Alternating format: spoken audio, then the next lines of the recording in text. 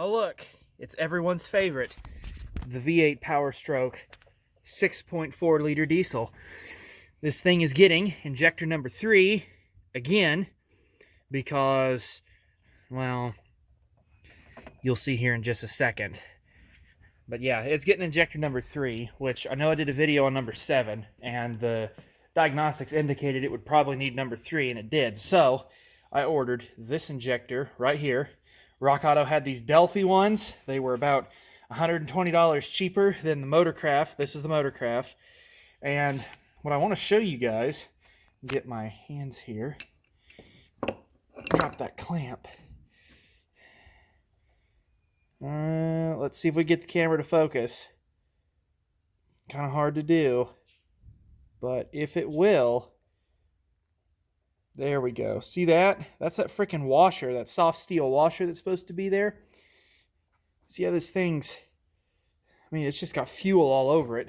And notice how the O-ring is just disintegrating. It was not like that when I put it in. And it was not like that because of me. See, it's just covered in fuel. This has been sitting for a couple days, and that injector is just freaking saturated with fuel. When I pulled it out, there's like a puddle in there. So this is the new injector, different colored O-ring. This was a black O-ring, this is a white O-ring. And, of course, the soft steel washer on the Motorcraft one is in good shape. There's Power Stroke Panther, came out here to help. Don't you flick your tail at me, cat.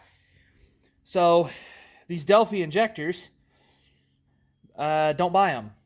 I'm kind of disappointed. I figured Delphi would be a pretty good choice. And yeah, it was a bargain thing that Rock Auto had, like a fire sale that just popped up. And there is such a thing as pinching pennies too hard, and I sure did that. So now I'm paying for it. I got a good Motorcraft injector. Same one as number 7, but part numbers will be down below and stuff. So, just out of curiosity, after I ordered this one, I went and looked on O'Reilly, because I thought, well, I wonder if they have injectors, because I thought, well, if I need to do this again, you know, and I need to get the injector here a little more quickly without paying ridiculous amounts of shipping, what does O'Reilly have? Well, they actually have this very injector, the CN6054. But they've got them. They're pretty much the same price as Rock Auto.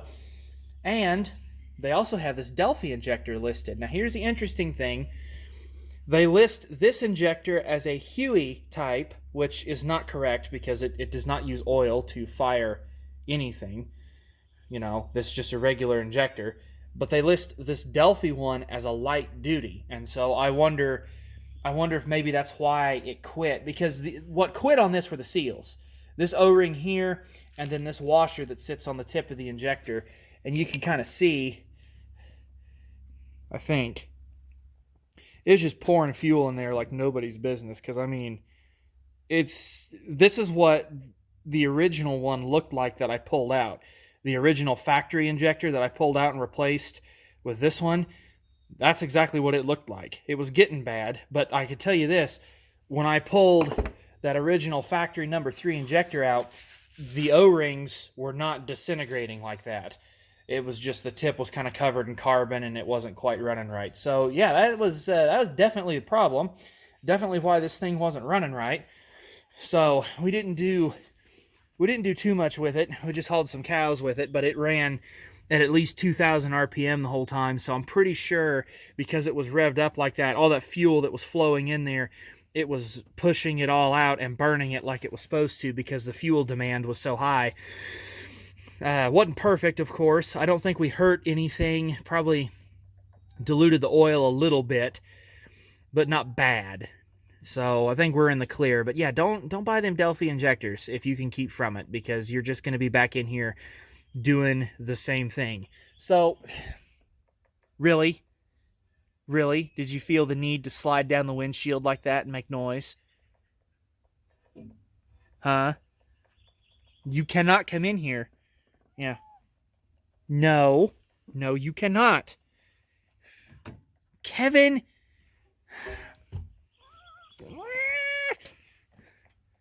Get down from there. You're going to lose all my bolts and stuff. So yeah, I'm going to get the other injector thrown in there, go eat lunch, and then put all this back together, see if it fires up and runs like it's supposed to. I mean, it ought to. Because, you know, I tell you guys something, there's a bit of relief when you're working on something and you take a component out and you're like, oh yeah, that was bad. There's a lot of relief when you see that, because if I'd pulled that injector out and it looked perfectly fine, I'd have been a little bit nervous. But because I saw those O-rings disintegrating, I'm actually quite glad, because now I know for a fact that that was a problem and it's not like a cracked piston or a valve that's crooked or something like that, which, you know, that's a good deal. So yeah, fun times for everyone. One of these days, I tell you, I'm not going to work on this thing for a while. One of these days, it's actually going to be fixed.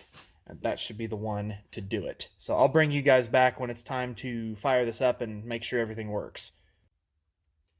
All right, it's been a couple hours later. I had to go do other stuff besides just eat lunch, but everything's back together.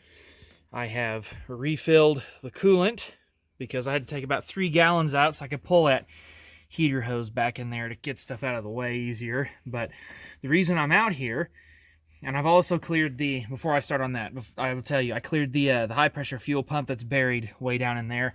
I cleared the adaptive tables for it because I guess you're supposed to do that. I don't know.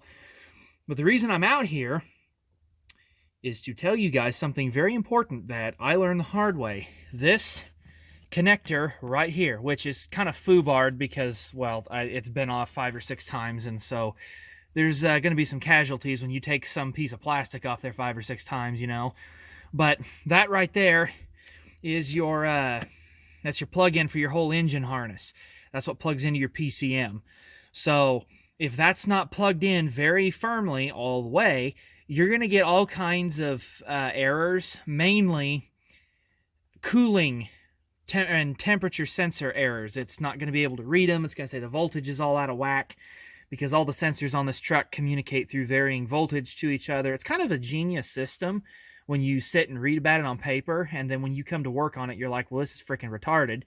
But that's just the way it goes sometimes. So just absolutely make sure that that is plugged in all the way. And when you are plugging in with your scanner, pull up the live data before you start this and look at some of your temperatures, mainly your engine coolant temperature. If it's reading coolant temperature, and it should, like right now it's reading it at 50 degrees, which is about consistent with what it is outside today.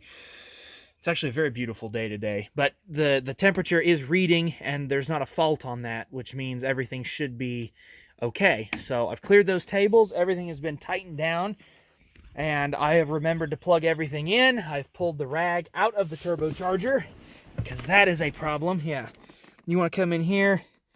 Engine oil temperature, 50 degrees. I guess that was engine oil temperature. Engine coolant temperature, 55.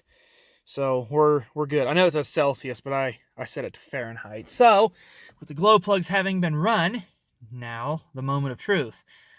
I'm going to look real stupid if this doesn't sound right. It's going to sound rough for a second till it, you know, clears everything up a little bit and stabilizes. So let's take a look down through here. Well, let's check the fuel rail pressure. We're good there. That's where it should be, and it's reading it. That's a plus. Injector 1 on, injector 2, injector 3. Doesn't detect a fault, but it'd have to be pretty extreme for it to detect a fault with the injector itself. What you really need to look at is scroll down to the short-term fuel trim. That's what you really need to look at. Why is that not going down?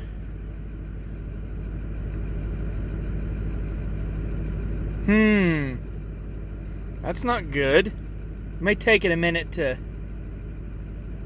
stabilize. Because it is a new injector, so I'll cut it some slack here for a minute. Let this warm up.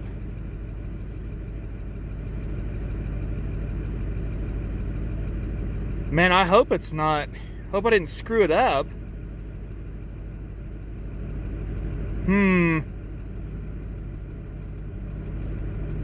Oh, there we go. Now she's moving.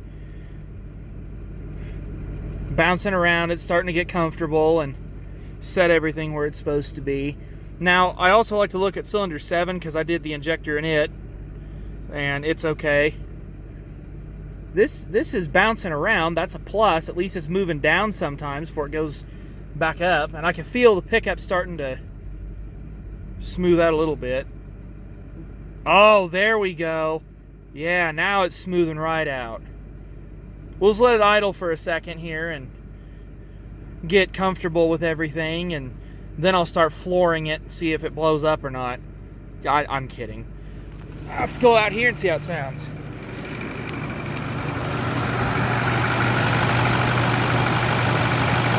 It sounds all right from out here.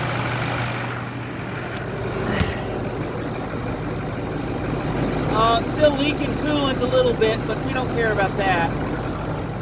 It's not leaking through the spigot, that's the big thing.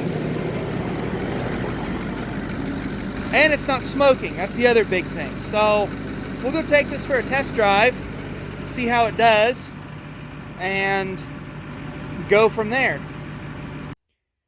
Alright, so it's the next day. Injector 3 never adjusted. I mean, it was dumping 19 points of fuel in while every other injector was subtracting. So what we're going to do now is try replacing the fuel injection harnesses because it is potentially, or let me back up, sorry. It is possible that this harness was bad and we're going to go back in with this harness. So both of these harnesses look used, and the reason is let's see, a while back, before we even did the turbochargers, we replaced the fuel rail pressure sensor, which is, I will show you, which is that shiny looking doodad right there. That's a fuel rail pressure sensor. It was bad, so we replaced it, and the problem was on the old harness, the factory harness, this is the plug-in for that. The little retaining tab there just disintegrated because, you know, the harness was old and had probably seen a few heat cycles. So we looked everywhere for an end to splice on, and then I was like, well, look, even if we find one, do I really want to splice one on while it's in the engine? No, I don't. So we just ordered a new fuel injection harness. Went with the Dorman one. It was a bit more expensive, but you'll see why it was a bit more expensive here in just a second. So when after the turbochargers were done then, and we drove it for a while, and then we started seeing injector problems, one of the things we did before we replaced injectors was we replaced the fuel injection harness because we thought, well, that might be the problem, that might solve something. It didn't, but we just left this one in, and I set the Dorman one back because I thought, well, we might want it again later. Turns out I was right. So what I want to try and show you here, let's look at the differences in wire size here, if I can get everything a little closer together. All right. And if I can get out of the sun. So the wire size is different, to say the least. The Dorman one is, if I had to guess, that's probably 18 gauge. This is probably 20 gauge. This is an SKP. It comes in a set. You could buy both sides, both injection harnesses, for like, I don't know, $50, I think it was. Super cheap. The Dorman harness is almost $100 for the left side. But the wire thickness on the Dorman harness is bigger. This is a heavier gauge wire, which is good. Also, the seal here, this seats a lot tighter than this SKP one. This thing has always been loose, even since I put it in new.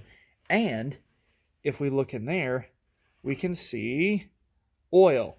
So this was not sealed very well, and oil, I guess, was seeping up through here, getting into the connections. And I wonder if that was causing some problems. I wouldn't think so, because all these plug-ins that go to the injectors, I mean, they're going to get bathed in oil, and it doesn't bother them none. but yeah, the heavier wire, the Dorman harness was sealed better. I mean, it's still got some oil on it and stuff like here, but it didn't leak through like that. Now, something else I want to note. Look at the color. That's the Dorman harness right there. That's a fuel rail pressure sensor plug-in. And then look at the color on this, how the discoloration, because this was the exact same color as that Dorman harness when I first put it in. Completely faded.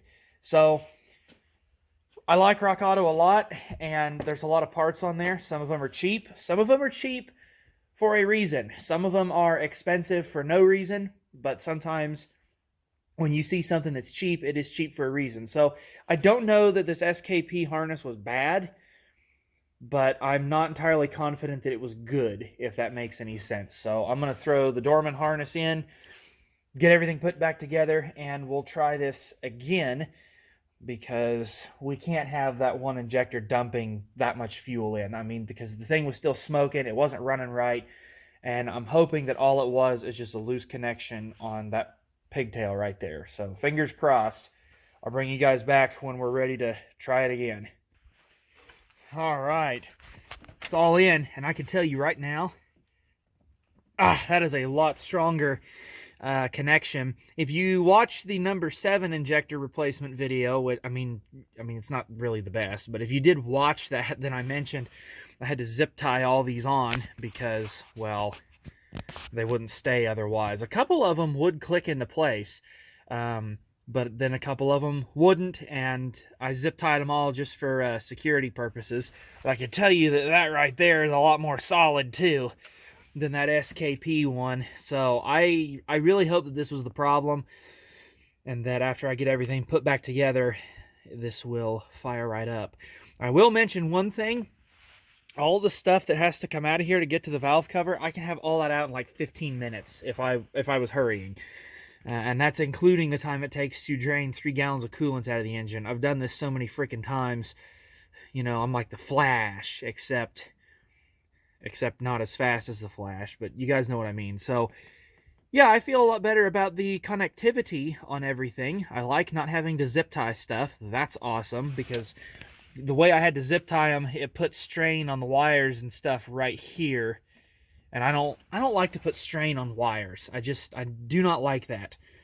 So everything's looking good so far. All right, everything's back together. I'm going to start it up here in just a second. I'm pulling up the live data right now on the scanner so that I can look at stuff. What we're looking for is short-term fuel trim. That's what matters. They only give you about 10,000 things to monitor here. All right. I have not cleared the high-pressure pump adaptation tables again. I don't think it's necessary. Oh, wow, none of the injectors work. Oh. All right. Key's on. The glow plugs have run. It's got coolant in it. So, oh my gosh, I hope this works, because I'm going to feel really bad if it doesn't.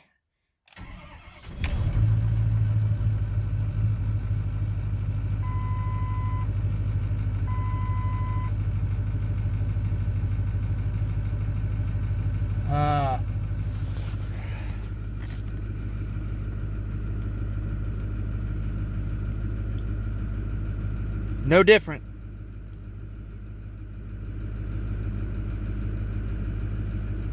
I think it's going to go right back up to where it was before. Which, if it wasn't smoking, I'd be okay with. But when it's adding 19 points of fuel to number 3, and it's still not running right, that's not a good sign. Well, let's scroll up and see about injector faults. Well, it doesn't say there's faults.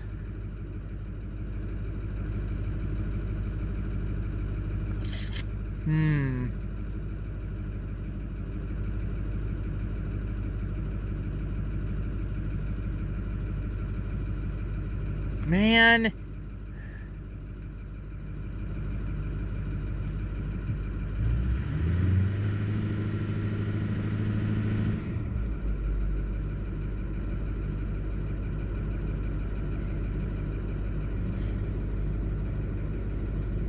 Well, none of this is good.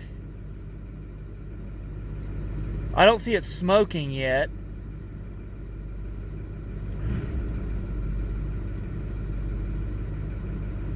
Yeah, it's just going to go right back to where it was and then start smoking again, I guess. So, okay. Well, I guess we'll take it for another test drive here in a little bit and see if it maybe clears up. I don't know. Alright, well, it's been a couple days since the last part of whatever. I don't remember what I filmed 2 days ago. But it's been a couple days. Pickup's been driven, still runs like crap. Found the tuner for it, though. Only took me 7 years to realize what that was. Yeah. Not that it's going to do us any good now. Still not running right. Injector 3's still all screwed up. I don't know why. It's not telling us anything. Computer's like, oh, the injector's fine. I know it's not. Something ain't right. So, I gotta get this thing moved so we can park it. So, I just got some oil in it. I'll even run the glow plugs because I don't think it's gonna help, but let you guys hear what this sounds like. It sounds like dog shit.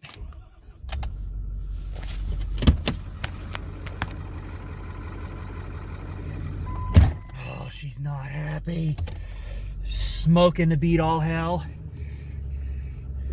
I am so sick of this thing not running right. I'm pulling my hair out trying to figure out what the problem is. So I gotta pull it back apart and see about checking everything out again, checking wiring, and oh yeah, it is not happy. Sounds like a 6-liter and a 7.3. But here's the difference. 7.3 sounded like this when they were, you know, first coming out. And the 6-liter sounded like this by default. 6.4 is supposed to be freaking smooth. It's just, it's dumping way too much fuel in to number 3. It's smoking like crazy. And I have had enough. Let's take a listen.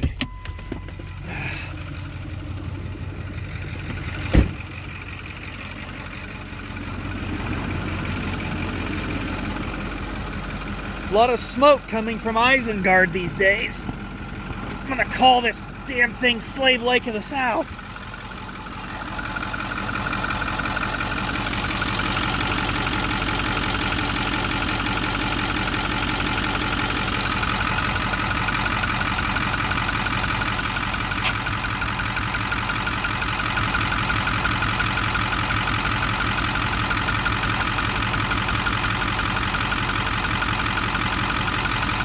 I mean, it's 280,000 miles. It's bound to have some blow-by. But this back here, I don't think it's supposed to sound like that.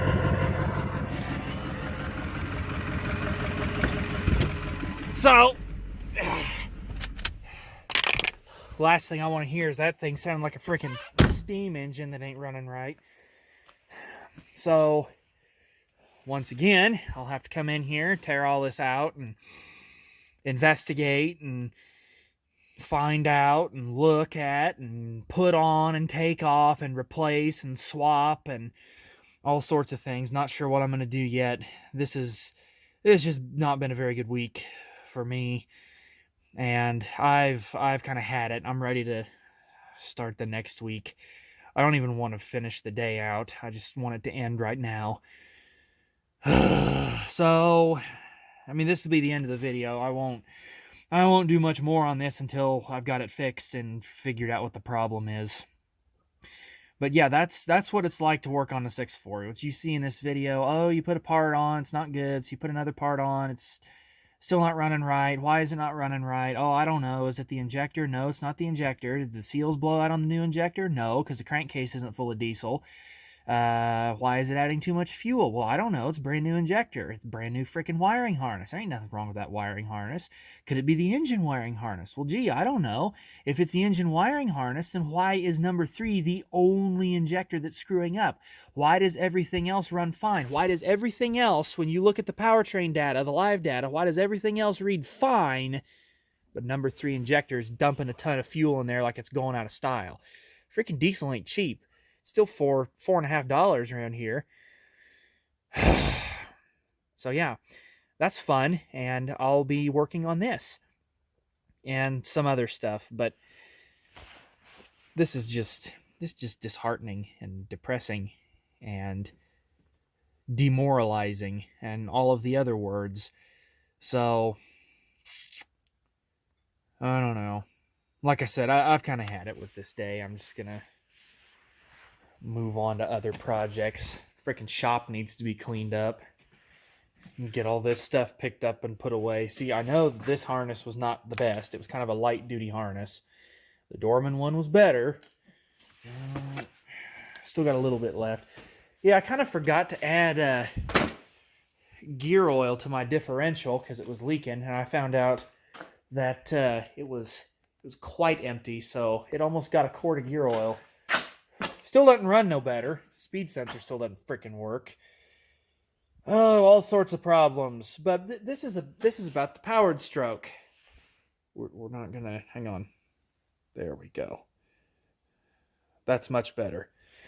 But yeah, so I'll go ahead and cut the video here. I know this is just kind of cobbled together, but this is just a nightmare. Initially, I was going to be like, oh, you know, beware of these Delphi injectors. It was just supposed to be a short 5-minute video, and instead, just like everything that I do, turns into a 45-minute adventure because somebody,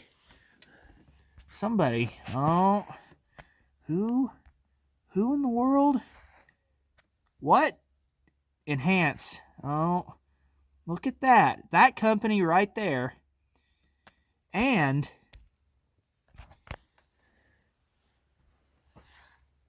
the company that slaps that on all their pickups couldn't seem to come to a decent agreement on how to go about this whole diesel engine and the pickup arrangement. And because of those two companies, the average guy has to suffer. And we kind of need this thing. Yeah. So, wish me luck on fixing this, because boy, I'm going to need it. And I'll stop rambling on. I'll put something else maybe fun up later. It's getting close to the end of the year. I wanted to do a year-end review. It's not working out very well because I'm wasting all my time on stuff like this. So we'll just see what happens. But we'll try and lay off the Power Stroke stuff for a little bit until it's running right. That'll make me look a lot better, eh? So you guys take care. If I don't upload something before Christmas, then Merry Christmas, and we'll just catch you in the next one.